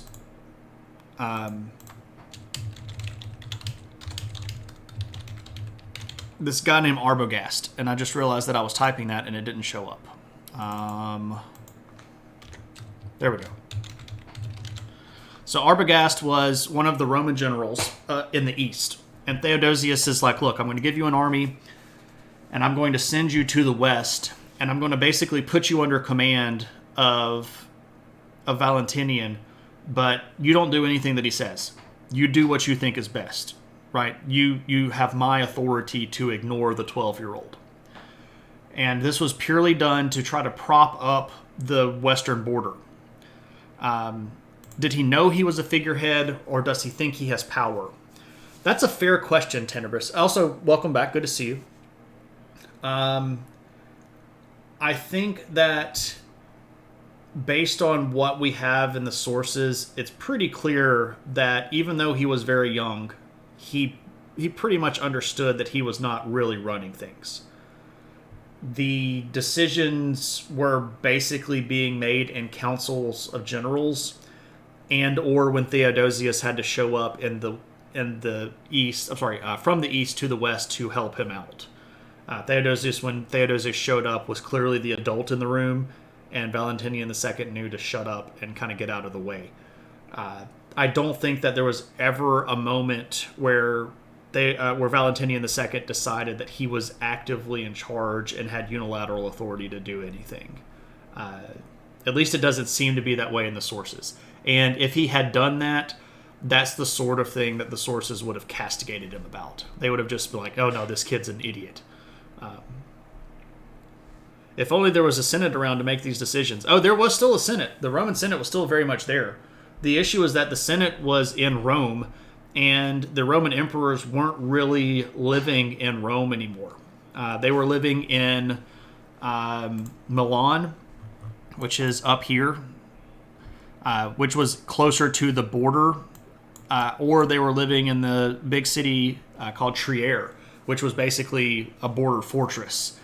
And they weren't in the city of Rome very much at all. Maybe there for coronation or big holidays, or for being given the position of consul, which was purely at this point figurative and not really, anything magical other than, hey, I'm a consul. But the Senate itself was really not powerful. We had entered a period of time in the Roman Empire that's referred to as the Dominate. So there's the Principate, which is sort of the early empire, where the Senate had at least some level of advisory capacity. And then about the early 200s, you hit the period of time called the Dominate with the Severan dynasty, where basically the emperors do whatever they want to. Not Trier. It's spelled like this. So the Senate was still there. And they were still doing weird things. Like one of the things that they decided to do around this time was drag out one of the old polytheistic altars, this thing called the Altar of Victory, that had been in the Senate building, and they put it back up because they felt like these Christians that were leading the empire weren't really doing a very good job. So they were going to bring back the old religion, and they were going to try to reestablish some level of authority by appealing to the polytheistic masses and sort of pull everybody back away from that stuff. Well, I mean, it's in Germany today, but like this region right here would have been considered the Gallic territories of France, and the Franks are about to live right here anyway. The Franks are actually moving around up here in this area as we speak in ancient history. And Francia, by the way, used to control basically all of what is today Germany anyway. Hello again, puppy. Would you like to come back up here and see me again? Come and see me. Come here. Come on. Come on. Come on. It's clear that you want to. There's the puppy. Hello. What are you doing? Just want to give me sugars? Oh my goodness gracious. Hello. Just wanted to say hey.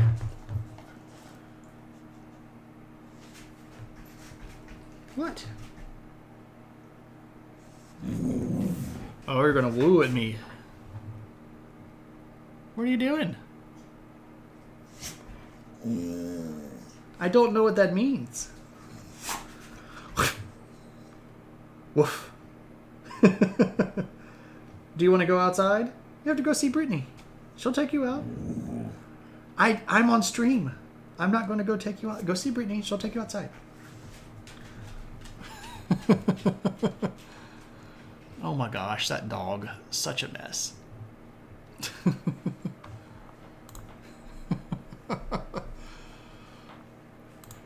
It's tinkle time. Oh, the puppy. Father, please take me out. I do not claim to be that dog's father. If anything, I'm that dog's stepfather. She is very much a mama's puppy.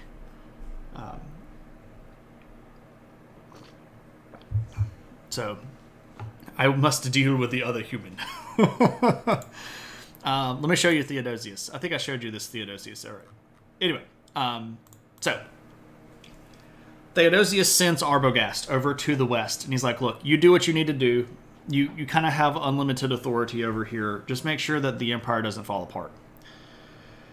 And Arbogast gets over to the west and starts trying to shore up defenses and move stuff around and get stuff organized.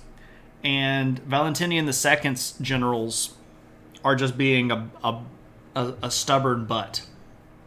And Arbogast, well, he decides that he needs to take things into his own hands. So Arbogast decides that the biggest problem with the West is Valentinian II. So Arbogast cooks up a plot and gets Valentinian II strangled in his own bedchambers. So old Valentinian, little kid, makes it to 14 and then, well, he dies. No, he makes it past 14. He rules. Anyway, he gets assassinated. Valentinian II is gone. It's just assassin. Maybe it should be assassination. That'll teach you to live, right?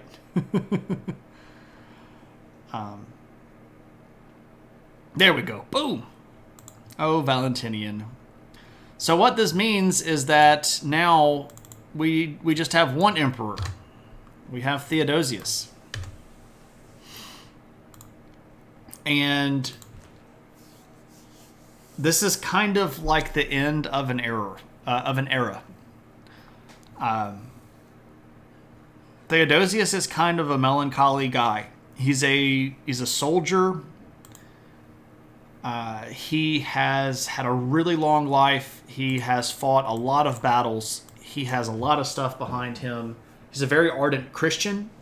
He's actually going to pass something called the Edict of Thessalonica, which officially creates a Roman Christian state. He converts basically all of Rome to Christianity. And again, we talked about this on last stream. If you want to go back and follow up with that, this is an enormous moment.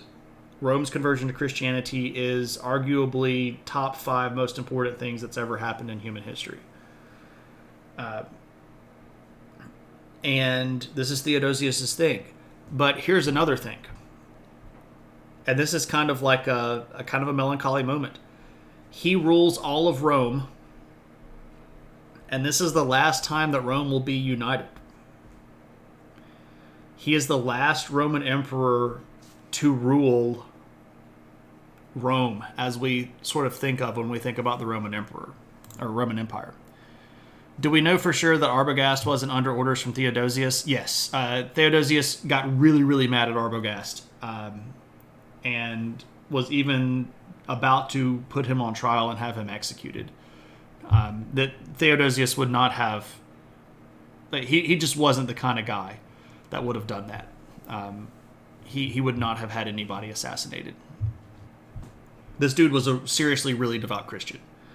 Not that that means anything about, like, if you are a devout Christian, that means you can't assassinate somebody.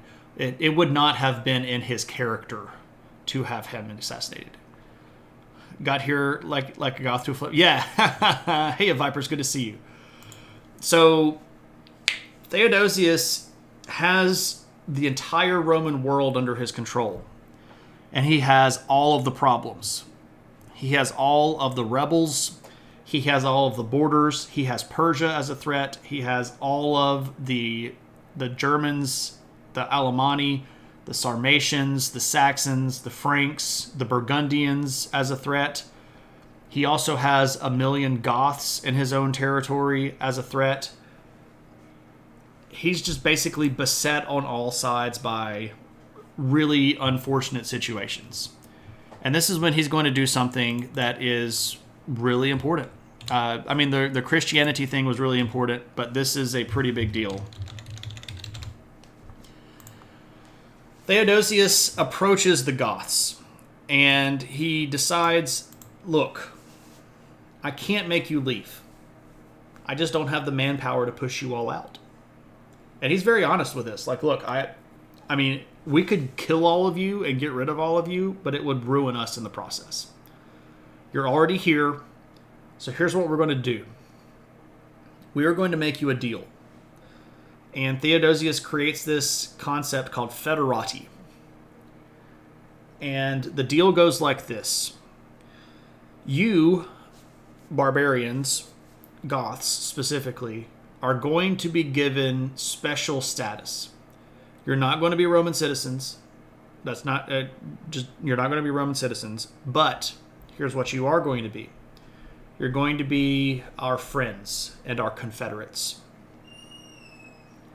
And we're going to give you special arrangements when it comes to deals. When it, like with land, you're going to basically be given the land that you're on.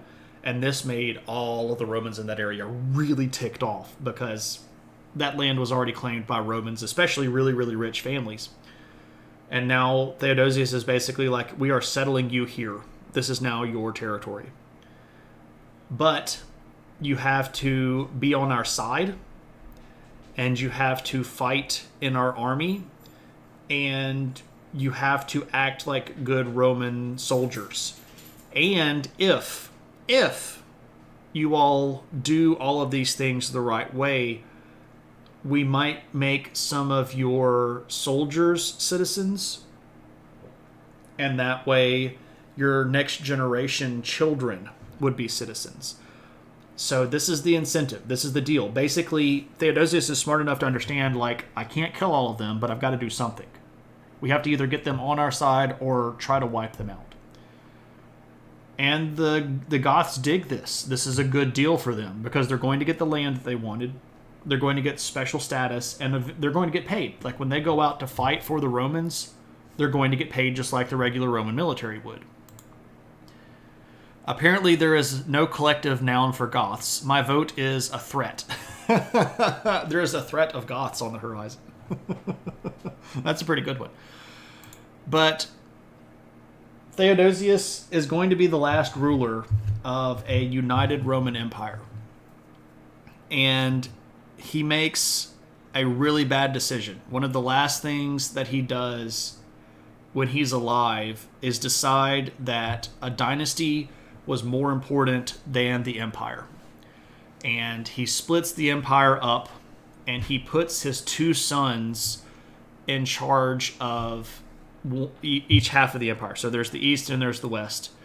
And his son Arcadius, who is 18, gets one half of the empire, and his son Honorius, who is 11, gets the other half. A depression of Goths. And I've realized that I need to put on the adventure hat. Because one cool thing that Theodosius did... what in the devil is all of this stuff? Oh, fiddlesticks. That's just... that's going to get everywhere, isn't it? Yeah. Okay, whatever. Adventure hat time. Woo! Yeah, it'll work out great. Heads up, it doesn't work out great. That's why next time we talk about Rome, it's going to collapse. All right, adventure hat. Whoop, whoop, whoop, whoop, whoop, whoop. I can show you this photo. So one of the things that Theodosius did was move around some stuff. And this particular obelisk right here was originally in Egypt, and Theodosius moved it to Constantinople, because of course that was the capital. Now, what's interesting here is this is a really big pagan symbol. So why would Theodosius move this to Constantinople? Well, here's the thing. Theodosius, and by the way, this is a photo from when I was in Constantinople, which is, Istanbul. One of the things that he really wanted to do was try to push this idea that he was kind of a second Constantine, that he was going to be the second uniter, the second restorer of Rome. It's like Constantine died, and then we've had this whole century where things got, giant, messy, and horrible. What's pagan about an obelisk? Joey, I think you joke, but if you're serious, I can answer that question. Cultural appropriation, ancient style, literally. Splitting an empire between children always worked out well, historically speaking. Sure, right? Yeah, just give kids stuff. So he tried to do a lot of the same stuff that Constantine did. He was a big patron of the arts. He tried to build a lot of churches. He tried to bring cool stuff to Constantinople. He tried to promote Christianity. And there's this sort of, I don't know if this is actually a thing, but there are some modern historians that are trying to create this thing, probably anachronistically, called the Theodosian Renaissance, which I don't think is an actual thing. I think it's a lot of people trying to create something that didn't really exist, but that's okay. Basically, he tried to restore the glory of Rome, and he tried to make it look powerful again, even though it really wasn't. And he managed to succeed in doing so, but Rome was pretty much dead.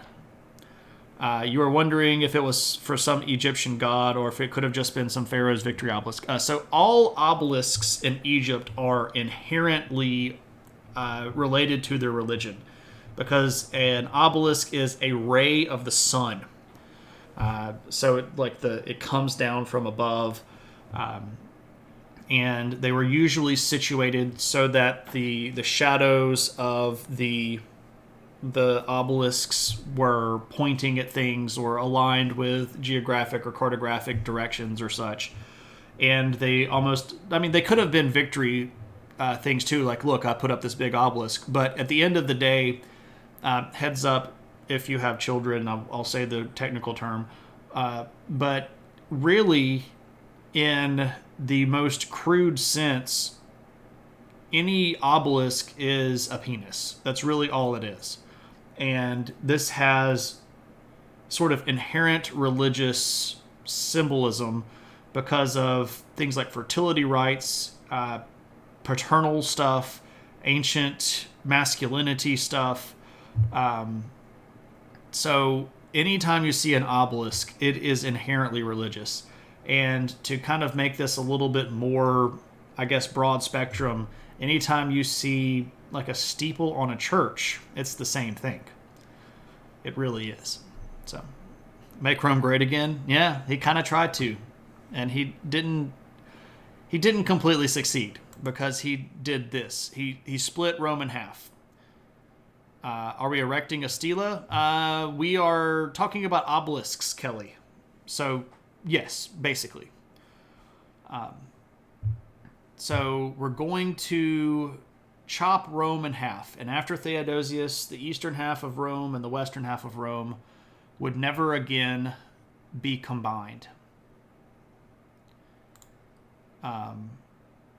Wasn't that a key body part in Isis resurrecting Osiris? Yeah, I can tell you that story. So, Osiris's brother, this god named Set, was particularly a big jerk and did not care for Osiris's popularity. So on Osiris's birthday, Set made him a casket. He's like, look, I made you this magic box, and I made it to your proportions, and it would be really cool if you could just lie down in it just to make sure that I got the proportions right. So Osiris lays down in it because it's his brother, right? And then Set locks the box and chops him up and kills him and destroys his body and scatters his body around all of Egypt. And so then Isis has to go basically search all of the length of the Nile and in the reeds and in the valleys and all this stuff to find all of the pieces of Osiris. and the only piece of him that she can't find is his sexual member. And so she kind of uses her magic to kind of make a new one, but it's like permanently erect. And that she takes the form of a bird and has sex with him and gets pregnant with his dead body's child. And this is Horus, the god that goes on to be the first pharaoh. Egyptian mythology is kind of funny and a little bit weird. And if somebody will send me a message or put a reminder in stream chat, I'll actually share a photo with you that I have of a really interesting Osiris statue. So if somebody would just put a note in the stream chat, I'll share an interesting photo with you about that. Straight line in Northern Africa and more nuanced borders in Europe. Sounds familiar. The issue here is that this was along existing boundary lines. So what am I trying to say here? The provinces of Rome over here were built in smaller pieces, whereas when they gained control of Northern Africa, it was all in one big chunk. So they just kind of chopped things up wherever they could. Bad Mood Leather is in Egypt right now, and she has been sharing some pretty fun hieroglyphics. Yeah, I'm very jealous of her trip. Kind of funny photo there, Tenebris. Also, I'll remind everybody, if you are not a member of the Discord, you can click that link right there and join the Discord. And we talk about stuff, as it comes up, and share history stuff and memes and photos and have a good time over there. But that is the end of what I had prepared for tonight. We split Rome in half. Theodosius gives half to each of his sons. This is the last time that Rome will be together. This is unfortunately the beginning of the end of Rome itself. It doesn't last a lot longer than this because things get pretty bad. All right. So that being said, I am done, but that doesn't, of course, mean that we have to be done. If you would like to redeem any channel points, now would be the time to do so. If you would like to ask any further questions, you would be happy. I would be happy to answer them. What's in the news? Haven't been keeping up with the January 6th committee and the text messages. Okay, so very basically, there is a group of people in the House of Representatives of the United States that are investigating the invasion of the Capitol building that happened on January the 6th. And can you glue it back together? Can I glue what back? Oh, Rome. Can we just duct tape it back together?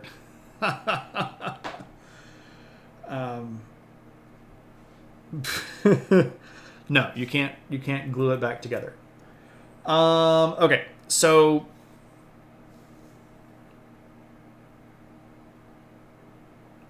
there have been a lot of requests for documentation, and one of the things that has come out lately is that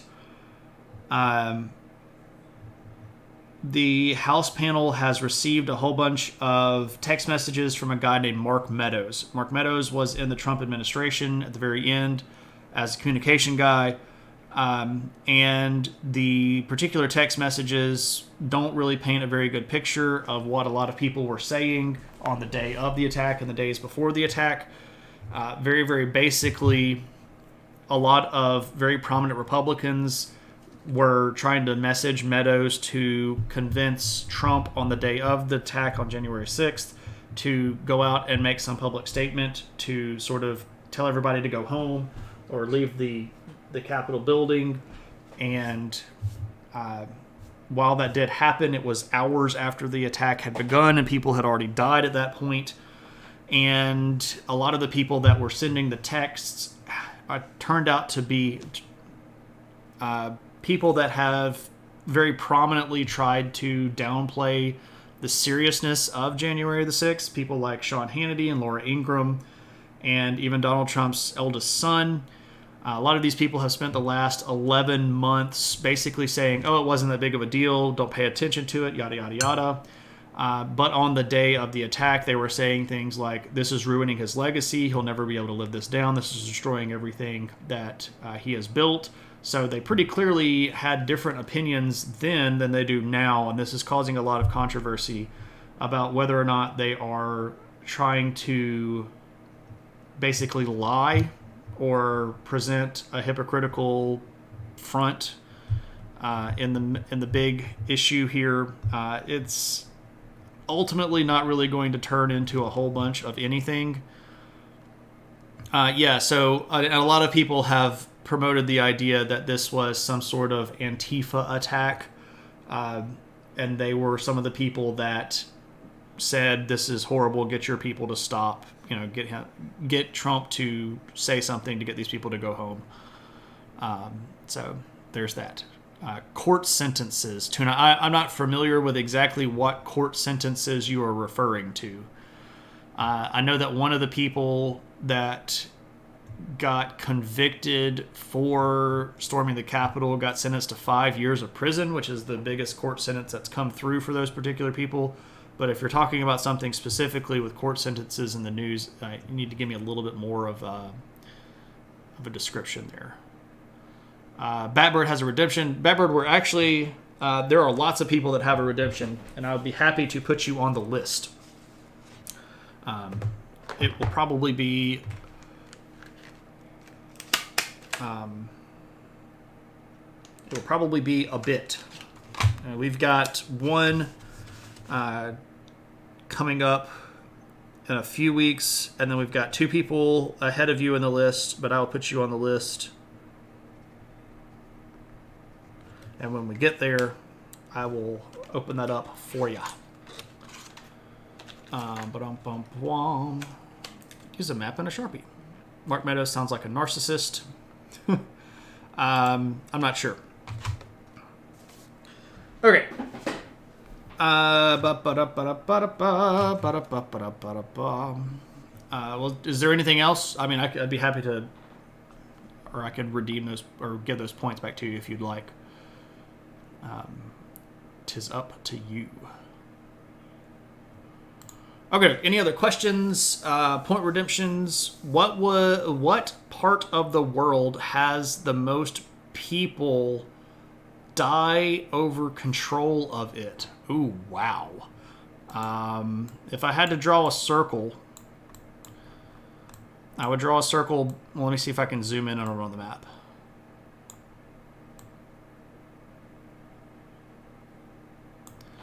This area.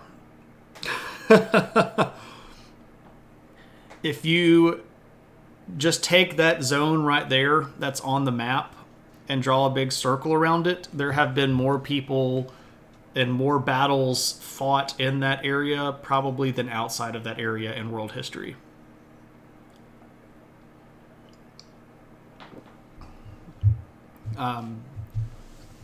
France and Gaul are not bad guesses. But no, like the everything that's on this map, like everything that's on that map right now, from this part of Turkey, right here, all the way down to Egypt, northern part of Egypt, and around in Mesopotamia. Like all of this stuff. Everything that's on the map right now. Yeah, the Middle East, absolutely. Oh yeah, absolutely. I mean, you have to remember that civilization started over here in Mesopotamia. And there were wars going on over here for 2,000 years before there was a war, like, in Europe, period. So, yeah, this area right around in here.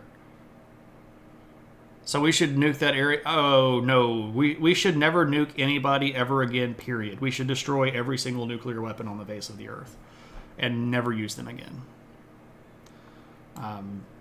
One of the worst things that humans have invented, if not the worst thing that humans have ever invented.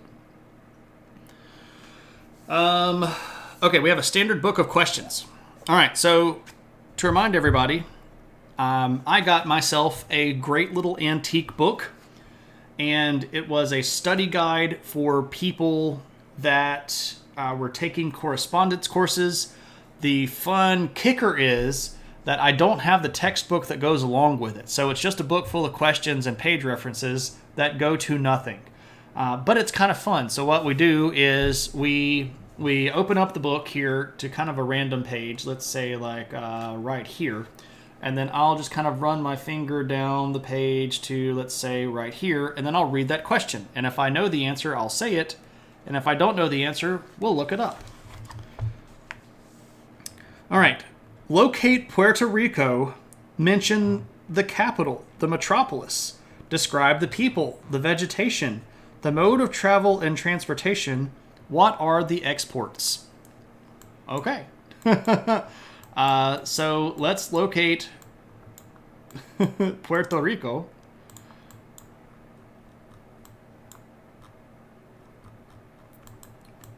Is that actually on screen? Okay, I've got too many screens going on. Okay, here we go.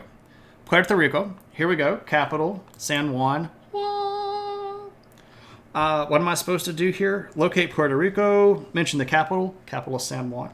The metropolis. That would be the sort of larger area right here, where you have a larger metropolitan zone. Okay. Describe the people. The people of Puerto Rico are a mix of indigenous Caribbean native people, Spanish settlers, and a little bit of various other Europeans, especially like there are a few Dutch people, a few Portuguese, a few French, and where are we going now? The vegetation. It's fairly dense. Puerto Rico has some higher elevation here in the central part of the territory, and they have some very temperate climate, thick vegetational kind of things. The mode of travel and transportation, I think this might be a bit dated. This might have been, this by the way was published in 1917. This might have been before there were substantial road networks in Puerto Rico. There are now roads. I would guess that at the time it was probably, there are like 2 railroads. What are the exports? Exports from Puerto Rico. That's actually a great question. I know that tech is one of their bigger exports now. I would be trying to think, I'm trying to think about what their exports would have been. Pharmaceuticals. Yeah, they had a big business boom in the 80s that actually caused a lot of the problems that they're facing right now, economically speaking. But I was trying to think in 1917 what would have been their exports. I would guess some sort of food product, maybe sugar. I don't know. Let's look up exports of Puerto Rico.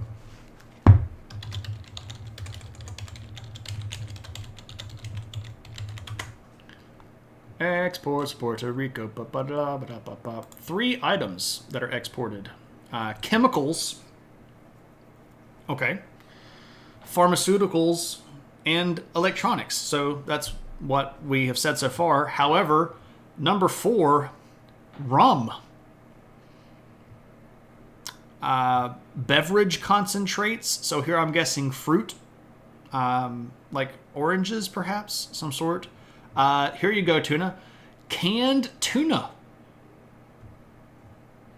Canned tuna comes from Puerto Rico. And apparel, so clothes. There we go. Arecibo is in there. Yeah, giant space telescopes. I didn't have the answer book, so I became the answer book. Yeah, pretty much. You're not going in the can again. Rum makes sense, sure. They produce a lot of white rum. I did not know that. I am not up on my rum history. Not rum history, my rum export locations. Why don't you speak Spanish if you're in Puerto Rico, Tuna? ¿Por qué no hablas en español? You coppers ain't taking me alive. All right, ladies and gents, I think that it is officially that time. JWST launches on Wednesday. Oh, the Space Telescope. Yeah, that's going to be pretty cool. And then we basically have to sit for a month while it slowly unfolds itself. Because the way that the solar panels and the arrays of the big telescope that's going up are situated is they're kind of like origami folded together, and like you have to, when they shoot it up there, it's kind of all condensed, and then it has to kind of like unfold itself and then unfold itself and then unfold itself and then unfold itself again. So they'll basically be watching it unfold for I think like 2.5 or 3 weeks. Bacardi comes from Puerto Rico. I did not know that. Oh, it just got delayed again. Alas. All right. What's this Christmas schedule? Yes, I am not scheduling history streams for the next 2 weeks. So next week and the week after, I am not scheduling history streams. Now, that doesn't mean that I won't be streaming, period. I just will not definitely be streaming history stuff, and if I do stream, it won't be organized like let's do Adventures in History or let's do viewer requests. It will probably be model building, or if I get bored or feel the need to be social, I might just come on and we'll chat, like an actual just chat and take questions and kind of shoot the breeze and all that fun stuff. But yeah, there will be no functionally scheduled meetings until the first full week of January. So I will be around, but I don't know how or in what capacity. So that's a good question. You're on that map. All right, so let's go do a raid. We're going to go raid David Peterson, who we basically never get to raid because he doesn't stream basically ever at the same time that we do. Are there any topics that we have already covered in AiH that we wish we spent more time on? Yes, basically, yes. Dozens and dozens of them. Dozens of them. We are getting to the point where we are basically eclipsing all of the best of my love of history. But it is what it is. And maybe we'll come back and visit them on some viewer requests. Anyway, all right. Thank you all so much for hanging out. I really appreciate everybody. If I don't see you specifically until then, I hope you have a happy holidays, and I hope that you have a safe holiday with all the crazy stuff that's going around. Hope everybody has a good one. I'll be back and I'll be around. It just won't be, sort of scheduled and functional like I normally try to do. Otherwise, thanks everybody. Have a good one, and I'll see you next time.